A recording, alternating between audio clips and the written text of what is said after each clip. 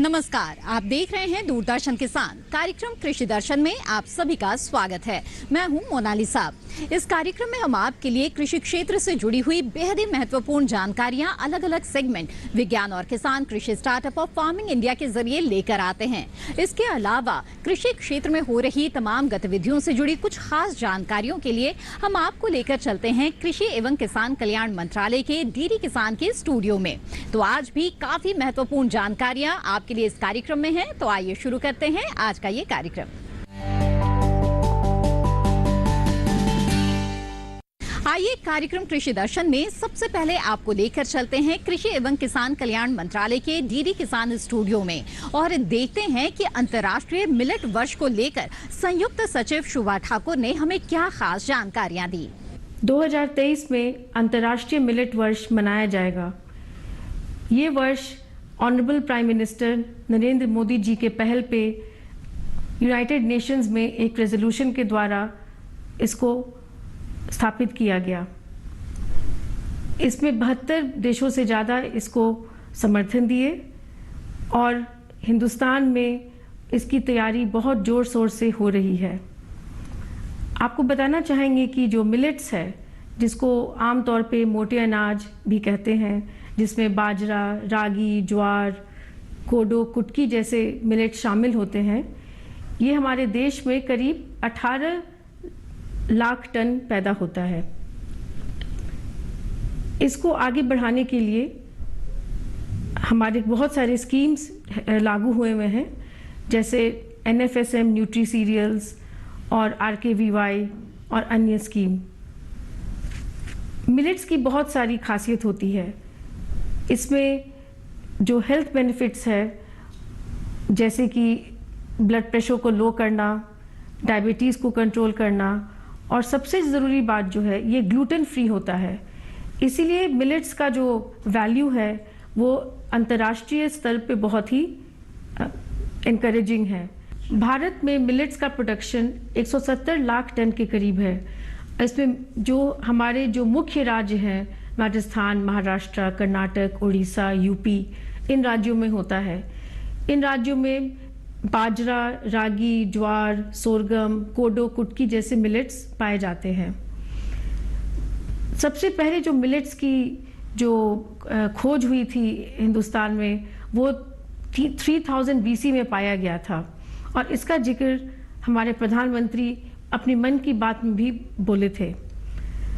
Millets का जो value है वो न्यूट्रिशन के लिए, हेल्थ के लिए और डिजीज़ को फाइट करने के लिए बहुत अच्छा होता है। इसीलिए अंतर्राष्ट्रीय मिलेट वर्ष से मिलेट्स का जो बढ़ावा मिलेगा, इसकी जो प्रोडक्शन बढ़ेगी, कंजम्पशन बढ़ेगा, ये पूरे दुनिया के लिए बहुत ही अच्छा होगा और हम लोग सब मिलजुल के अंतर्राष्ट्रीय मिलेट वर्ष 2023 मनाएंगे और इसको जन आंदोलन बनाएंगे। जो इंटरनेशनल ईयर ऑफ मिलेट्स 2023 में जो सेलिब्रेशन का जो प्रोग्राम बनाया गया है, वो अभी से सारे इंस्टीट्यूशन, स्कूल्स, यूनिवर्सिटीज़ में मनाया जाएगा। इसमें अक्टूबर से हम लोग सारे स्कूल में कॉम्पिटिशन्स कराएंगे।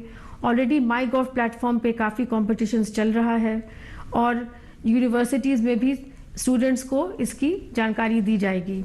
होटल्स में, कैंटीन्स में, हॉस्पिटल्स में मिलेट्स का प्रयोग बढ़ाया जाएगा।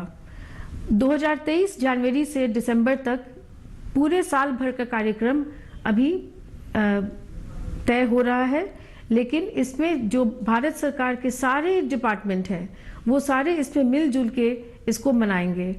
जैसे कि हमने आज़ादी का अमृत महोत्सव मनाया था, उसी तरह इंटरनेशनल ईयर ऑफ मिलेट्स में सारे मिनिस्ट्रीज को 2-2 सप्ताह के कार्यक्रम करने का मौका मिलेगा। इंटरनेशनल ईयर ऑफ मिलेट्स के लिए हम लोग काफ़ी एम्बेसडर्स भी जोड़ रहे हैं, जो सारे फील्ड से होंगे, जैसे sports field, nutrition field, film actors, religious leaders, सबको इसमें हम लोग शामिल करेंगे ताकि ये जन आंदोलन बन सके। साथ में जो जितने भी राज्य हैं, जैसे उड़ीसा, कर्नाटक, राजस्थान, इसमें खास तौर से मिलेट मिशन अच्छे से चलाया जाएगा और उनको प्रोत्साहन दी जाएगी।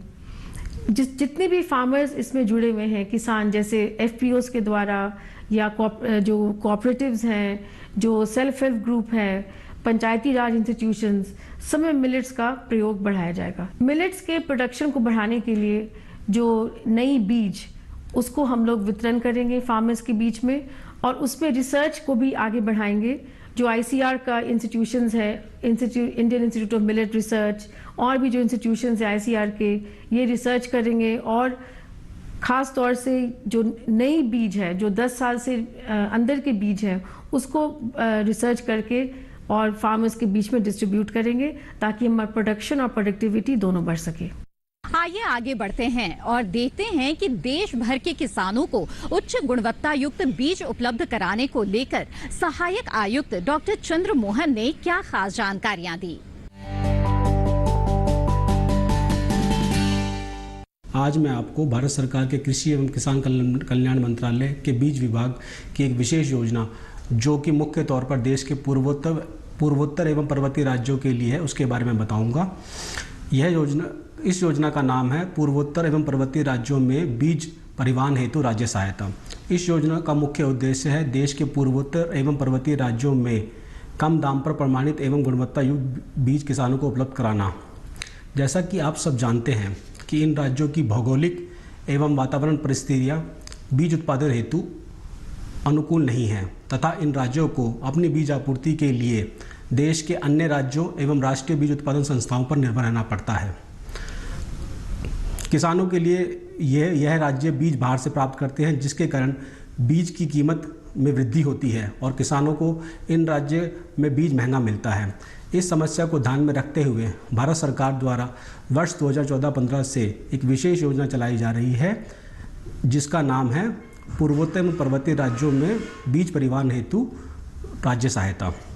इस योजना के माध्यम से देश के इन राज्यों से बाहर एवं राज्यों के भीतर बीज को परिवहन करने हेतु भारत सरकार द्वारा 100% अनुदान दिया जाता है, जिसके माध्यम से किसानों को सस्ता बीज उपलब्ध हो सके। इस योजना का संचालन इन राज्यों में कृषि विभाग द्वारा किया जा रहा है तथा राष्ट्रीय स्तर पर राष्ट्रीय बीज निगम द्वारा किया जा रहा है। अगर इस योजना की भौतिक प्रगति की बात करें तो विगत 8 सालों में इस योजना के तहत विभिन्न पूर्वोत्तर एवं पर्वतीय राज्यों में 24 करोड़ 14 लाख का भुगतान किया जा चुका है तथा जिसके माध्यम से 13,78,000 कुंटल बीज को परिवहन किया जा चुका है। इस धनराशि में 11 करोड़ 57 लाख की धनराशि सिर्फ पूर्वोत्तर राज्यों को प्रदान की गई है, जिसके माध्यम से 2,68,000 कुंटल बीज का ढुलान इन राज्यों में किया जा चुका है। कार्यक्रम कृषि दर्शन में आगे बढ़ते हैं और देखते हैं सेगमेंट विज्ञान और किसान। कृषि का जो कार्य है वो बेहद ही दुष्कर है, बेहद ही मेहनत लगती है, लेकिन किसानों की मेहनत आसान हो जाती है मशीनों के जरिए। मशीनों ने किस तरह से किसानों की तकदीर बदल दी और खेती की तस्वीर बदल दी, आइए जानते हैं इस रिपोर्ट के जरिए। मशीनों ने खेती को आसान भी बनाया है और बेहतर भी, साथ ही इनसे उत्पादन और उत्पादकता दोनों में इजाफा हुआ है। ट्रैक्टर, थ्रेशर और अलग अलग फसलों की बुआई और कटाई के लिए यहाँ तक कि निराई गुड़ाई के लिए भी मशीनें मौजूद हैं। बहुत सी कंपनियां कृषि कामों के लिए ऑटोमेटिक रोबोट तैयार कर रही हैं। ये मजदूरों के मुकाबले ज्यादा क्षमता वाले हैं और ज्यादा तेजी से काम करने में सक्षम भी। हमारे देश में करीब 86% किसान छोटे और सीमांत हैं। कम जमीन की वजह से कृषि मशीनें खरीदने की क्षमता इन किसानों में नहीं है। इसके अलावा बहुत से इलाके इतने दुर्गम हैं कि उन्हें मशीन उपलब्ध कराना अपने आप में बहुत मुश्किल काम है। छोटे किसानों, कम कृषि शक्ति की उपलब्धता वाले क्षेत्रों और दुर्गम इलाकों तक कृषि मशीनीकरण की पहुंच बढ़ाने के लिए साल 2014-15 में कृषि मशीनीकरण पर एक उप मिशन यानी SMAM शुरू किया गया। दरअसल मशीनीकरण भूमि, जल ऊर्जा संसाधनों, जनशक्ति और बीज, उर्वरक और कीटनाशकों जैसे इनपुट को उपयोग के अनुकूल बनाने में महत्वपूर्ण भूमिका निभाता है। मशीनीकरण के इस उप मिशन से उपलब्ध कृषि योग्य जमीन की उत्पादकता बढ़ाई जा सकेगी और गांव में रहने वाले नौजवानों के लिए कृषि को अधिक लाभदायक और आकर्षक व्यवसाय बनाया जा सकेगा। कृषि मशीनीकरण कृषि क्षेत्र के मजबूत विकास के लिए बहुत जरूरी है। SMAM योजना के अंतर्गत मध्य प्रदेश में 200 कृषि यंत्रों और उपकरणों के वितरण और 90 कस्टम हायरिंग केंद्रों की स्थापना की जा रही है। उत्तर प्रदेश में भी 290 कस्टम हायरिंग केंद्रों और गांव स्तर पर 290 कृषि मशीनरी बैंक की स्थापना हो रही है। उत्तराखंड में सब्सिडी पर 1685 मशीनों और उपकरणों का वितरण होना है और साथ ही 6 कस्टम हायरिंग केंद्रों के अलावा गांव स्तर पर 35 कृषि मशीनरी बैंकों की स्थापना हो रही है। पश्चिम बंगाल में 25 कस्टम हायरिंग केंद्रों की स्थापना की योजना है। इसी तरह आंध्र प्रदेश में 525 कस्टम हायरिंग केंद्रों और 34 उच्च तकनीकी केंद्रों की स्थापना हो रही है। तमिलनाडु, केरल, अरुणाचल प्रदेश, मणिपुर, नागालैंड और त्रिपुरा में भी इसी तरह का काम हो रहा है। खेती में मजदूरों का मिलना कम होता जा रहा है और जो भी मजदूर काम कर रहे हैं उनकी मजदूरी निकालना किसानों के लिए मुश्किल होता जा रहा है। खेती में मशीनीकरण बढ़ने की ये भी एक वजह है। कार्यक्रम कृषि दर्शन में वक्त हो चला है एक छोटे से ब्रेक का। ब्रेक के बाद आपको मिलवाएंगे एक सफल किसान से अगले सेगमेंट कृषि स्टार्टअप में। आप बने रहें दूरदर्शन किसान पर।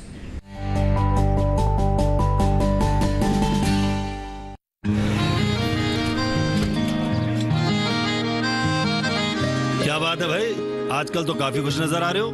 क्यों ना हो, अब मैं ऑर्गेनिक खेती जो कर रहा हूँ ये पूरा प्राकृतिक है, ऑर्गेनिक है। इसमें हमारे खेत, हमारी फसल और हमारी जेब सब फायदे में होते हैं और इसमें लागत भी कम है।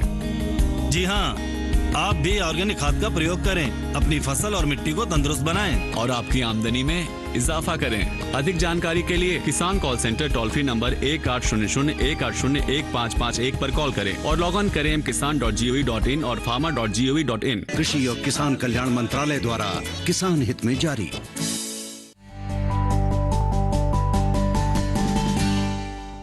ब्रेक के बाद आप सभी का फिर से स्वागत है। आप देख रहे हैं कार्यक्रम कृषि दर्शन। आइए आगे बढ़ते हैं और देखते हैं अगला सेगमेंट कृषि स्टार्टअप।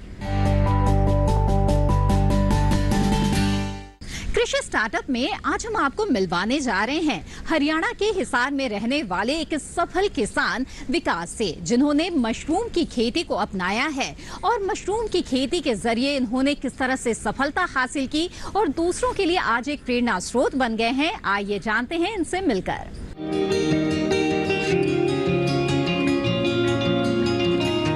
विकास नौजवान है और कुछ बेहतर करने का जज्बा रखते हैं। उन्हें खेती में बेहतर आमदनी चाहिए थी तो विचार मशरूम की खेती का आया। 6 साल पहले उन्होंने इसकी खेती शुरू की थी, लेकिन समस्या भाव की थी। उनकी मशरूम 100 रुपए किलो से ऊपर नहीं बिक पा रही थी और अगर ज्यादा उपज हो भी गई हो तो भाव 60 पर ही अटक जाते थे। मशरूम को ज्यादा देर तक रख भी नहीं सकते, इसलिए बेचना मजबूरी थी। इसी मजबूरी ने एक और आइडिया को जन्म दिया। क्यों ना ऐसा काम किया जाए जिससे मशरूम की सेल्फ लाइफ भी बढ़ जाए और भाव भी बेहतर मिलने लगे। यही सवाल उन्हें चौधरी चरण सिंह हरियाणा कृषि विश्वविद्यालय ले गया, जहां इन्हें मशरूम की प्रसंस्करण और मूल्यवर्धन करने की सलाह दी गई। विश्वविद्यालय में कृषि व्यवसाय उष्मायन केंद्र है जो उद्यमी बनने में किसानों की मदद करता है। इसी केंद्र ने विकास को मशरूम के बिस्कुट, बड़ी, पापड़ और दूसरे उत्पाद बनाने का हुनर सिखाया। पैकिंग और मार्केटिंग भी सिखाई। मैं जब मशरूम फार्मिंग स्टार्ट की थी तब सबसे बड़ी समस्या ये आ रही थी कि जो किसान खेती कर रहे हैं लेकिन कुछ ज़्यादा क्वांटिटी में होने के बाद में उनको मशरूम बिक नहीं पाता, उनको रेट कम मिलते हैं। इसी तरह से हमने एक मशरूम को नया आयाम देने के लिए मशरूम फार्मिंग का कुछ नया कॉन्सेप्ट लेके आए, ताकि हम मशरूम के इस तरह से करके ताकि किसानों को कोई इसके अंदर फसल का नुकसान ना हो, उनको अच्छे भाव मिल सके। इसी तरह से हमने जो मशरूम के जो हम प्रोडक्ट तैयार कर रहे हैं, जो मशरूम के बिस्किट्स, पापड़, बड़ियाँ, अचार हैं, जो हमने स्टार्ट किए, जो हमारा एबिक है एग्री बिजनेस इंक्यूबेशन सेंटर, वहाँ से हमने स्टार्टअप के तहत उनको रजिस्ट्रेशन करवाया। तो वहाँ ने उसके मशरूम के प्रोडक्ट तैयार करने के बारे में और उनके लाइसेंस वगैरह, कंपनीजेशन कैसे किया जाता है, उनकी मार्केटिंग की जाती है, उनकी ब्रांडिंग किस तरह से की जाती है, और उनके सब कुछ प्रोडक्ट तैयार होने के बाद में जो उनका बाद की प्रक्रिया है वो हमने यहाँ से ट्रेनिंग लेके बहुत कुछ अच्छे से सीख पाए। और जो हमारे HU यूनिवर्सिटी के जो साइंटिस्ट हैं उन्होंने मतलब मशरूम के बारे में जो जितनी हेल्प है, जो मशरूम को कैसे तैयार करते हैं, उसको किस तरह से एक नया आयाम देके मशरूम को हम स्टोर कर सकते हैं, उसके सेल्फ लाइफ किस तरह से बढ़ा सकते हैं, उन्होंने भी बहुत अच्छे प्रशिक्षण से हमको गाइड किया। और धीरे धीरे हम इसमें मशरूम में अब आगे बढ़े जा रहे हैं। तो हमने मशरूम के जो प्रोडक्ट तैयार करते हैं, जो जैसे मशरूम के बिस्किट हैं, पापड़ बड़ियाँ हैं, इनसे एक तो ये फ़ायदा है कि हम इसको लंबे टाइम तक मशरूम को हम रोक के रख सकते हैं और इसके जो प्रोडक्ट हैं वो अच्छे मुनाफे में हम इसको बेच सकते हैं। जो हमारी जो 100 रुपये किलो मशरूम जा रही थी और बल्क होने के कारण उसका मशरूम जो है 60-70 रुपये किलो भी भाव आ जाता था, तो किसानों को लॉस हो रहा था। तो हमने सोचा कि अब जो हम उस प्रोडक्ट करते हैं, एक तो उसका 10 गुना हमारे को प्रॉफिट मिल रहा है और लंबे टाइम तक हम उसको स्टोर भी कर सकते हैं और एक आमदनी का बहुत ही अच्छा स्रोत हम उससे प्राप्त कर सकते हैं। जिससे हम इसके जो बटन मशरूम है, बटन मशरूम हमारी ये मान के चलो 48 घंटे के अंदर ख़राब हो जाती है। जो और मशरूम की वैरायटी है, जैसे मिल्की मशरूम है, ऑयस्टर मशरूम है, जो ऑयस्टर मशरूम है उसकी लागत बहुत ज़्यादा कम है और प्रॉफिट बहुत ज़्यादा है। तो लेकिन प्रॉफिट लिए उसकी मार्केटिंग नहीं है। अगर उसको मार्केट में लेके जाए तो फ्रेश का उसका कोई डिमांड नहीं है। तो हमने मशरूम के जो ऑयस्टर मशरूम है उसको पहले हम उगाते हैं हमारे फार्म में उगाने के बाद फिर हम इसको ड्राई फॉर्म में लेके आते हैं। ड्राई फॉर्म में लेके आने के बाद हम इसके जो प्रोडक्ट हैं, जैसे बिस्किट्स हैं या और तरीके से कोई प्रोडक्ट जैसे बड़ियाँ हैं, पापड़ हैं, वो हम तैयार करते हैं। साथ साथ हमारे को तो अच्छा मुनाफा हो ही रहा है। जो हमारे आसपास में जो लेडीज़ें हैं, जिस तरह के सेल्फ हेल्प ग्रुप है, हम उनको भी एक रोज़गार का मुहैया करवा रहे हैं ताकि उनको भी एक अच्छा एक रोज़गार मिल सके। तो जो लेडीज़ें हैं उनको हम उनसे जैसे पापड़ है, बड़ी है, अचार है, वो उनसे हम तैयार करवा लेते हैं और उनसे भी अच्छा उनको मुनाफा हो रहा है, हमारे को भी अच्छा मुनाफा उसके अंदर हो रहा है। विकास वर्मा 3 तरह के मशरूम उगाते हैं और साल भर फसल लेते हैं। अभी बटन मशरूम का समय है जो मार्च तक रहेगा। उसके बाद ऑयस्टर का नंबर आएगा और फिर मिल्की मशरूम का। उष्मायन केंद्र से उन्होंने न सिर्फ हुनर सीखा बल्कि कंपनी स्थापित करने में मदद भी मिली, यहाँ तक कि डिजिटल मार्केटिंग का तरीका भी। हम देख रहे हैं मशरूम फार्मिंग के भी एक चैलेंजेस खड़े होते हैं, क्योंकि उसकी एक सेल्फ लाइफ 48 घंटे की होती है। तो कई बार बल्क में होने के बाद फार्मर्स को सही ढंग से दाम भी नहीं मिल पाता और मार्केट में उनके प्रोडक्ट बिक भी नहीं पाते। यही आइडिया लेके विकास हमारे एग्री बिजनेस इंक्यूबेशन सेंटर में आए और उन्होंने जाना कि मैं इसकी शेल्फ लाइफ कैसे बढ़ा सकता हूं और मशरूम से वैल्यू एडिड प्रोडक्ट्स कैसे बना सकता हूं।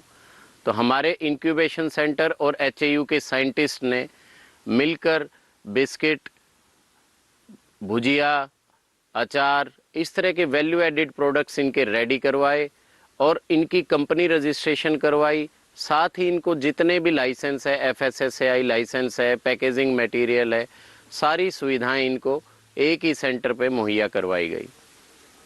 साथ ही डिजिटल मार्केटिंग की भी प्रैक्टिसेस करवाई गई और जो बड़ी बड़ी MNC स्टोर्स हैं उन पर भी इनका उत्पाद मिले, उनसे भी इनको जोड़ा गया है। ये सारा काम हमारे वाइस चांसलर BR कंबोज जी के दिशा निर्देश पे हो रहा है। उनके ही दिशा निर्देश पे हमारा सेंटर काम कर रहा है। आज विकास वर्मा एक स्टार्टअप के मालिक हैं और अच्छी कमाई कर रहे हैं। न सिर्फ अच्छी कमाई कर रहे हैं बल्कि स्वयं सहायता समूह से जुड़ी महिलाओं को काम भी दे रहे हैं। इसी के साथ कार्यक्रम कृषि दर्शन में वक्त हो चला है एक और छोटे से ब्रेक का। ब्रेक के बाद देखेंगे अगला सेगमेंट फार्मिंग इंडिया। आप बने रहें दूरदर्शन किसान पर।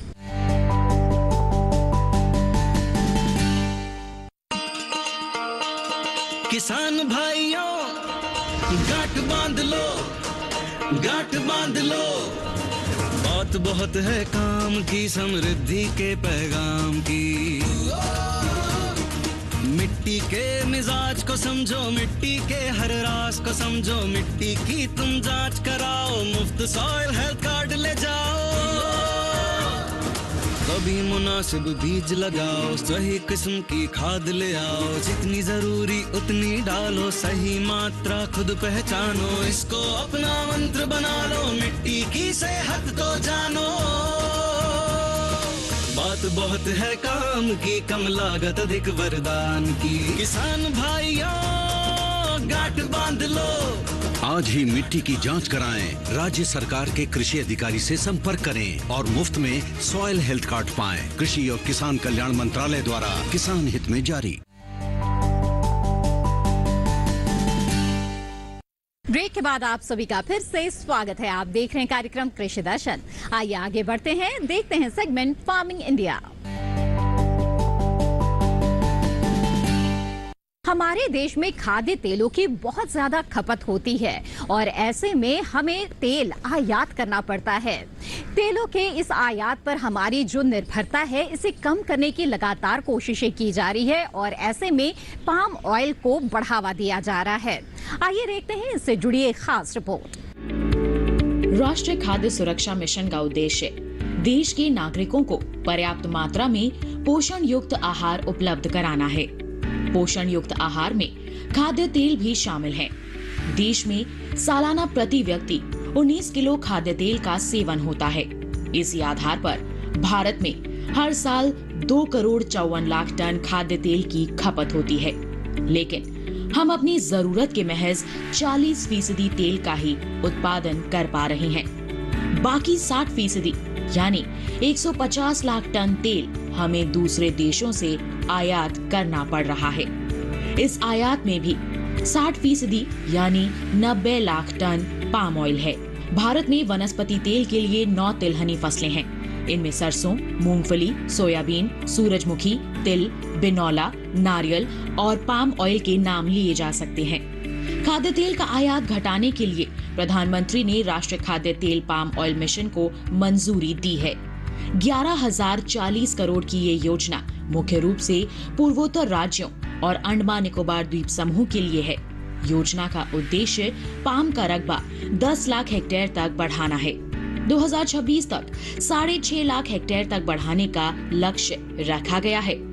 अगर इस समय की बात करें तो सिर्फ 3,70,000 हेक्टेयर पर ही पाम के पेड़ लगे हैं। सरकार को उम्मीद है कि 2026 तक कच्चे पाम ऑयल की पैदावार 11,20,000 टन और 2030 तक 28 लाख टन तक पहुंच जाएगी। वैसे कोशिशें रंग ला भी रही हैं। 2014-15 में जहां 2 करोड़ 75 लाख टन तिलहनी फसलों का उत्पादन हुआ था, वहीं 2020-21 में ये बढ़कर 3 करोड़ 65 लाख से भी ऊपर जा पहुंचा। आयात कम करने के लिए हमें घरेलू स्तर पर खाद्य तेलों का उत्पादन बढ़ाना होगा। पाम के पेड़ इसमें महत्वपूर्ण भूमिका निभा सकते हैं, क्योंकि दूसरी तिलहनी फसलों के मुकाबले प्रति हेक्टेयर ताड़ के तेल का उत्पादन 10 से 46 गुना तक होता है। इसके अलावा 1 हेक्टेयर की फसल से लगभग 4 टन पाम ऑयल निकलता है। ताड़ की खेती के लिए सरकार ने सहायता में बढ़ोतरी की है। पहले प्रति हेक्टेयर 12,000 रुपए दिए जाते थे, जिसे बढ़ाकर अब 29,000 रुपए कर दिए गए हैं। पुराने बागों को चालू करने के लिए भी 250 रुपए प्रति पौधा विशेष सहायता दी जा रही है। पौधरोपण सामग्री की कमी को दूर करने के लिए बीज उत्पादन करने वाले बागों को सहायता दी जाएगी।